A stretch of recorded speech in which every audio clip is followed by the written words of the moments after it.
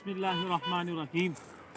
आज के इस दौर के अंदर हर कोई ऐसा लग रहा है जैसे किसी से जेलस होता है और एक दूसरे का कारोबार बंद कराना और एक दूसरे पर आजमाइशें डालना, यानी इसका काम करने के लिए सहारा लिया जाता है जादू, काला जादू करने वालों का। जबकि शरीयत के अंदर इनका सहारा लेना या इस तरह के तरीक़ाकार के मुताबिक अगले का कारोबार बंद करना या अगले पर आजमाइशें डालना ये जायज़ नहीं है, हराम है। लेकिन रूहानी तरीके से इसका इलाज मौजूद है। बुज़ुर्गों ने लिखा है कि जो शख्स हर रोज़ 7 मरतबा 7 टाइम अपने ऊपर पढ़कर ये दम कर लिया करे तो इंशाअल्लाह अज़्ज़वजल उस पर जादू का कोई असर नहीं होगा।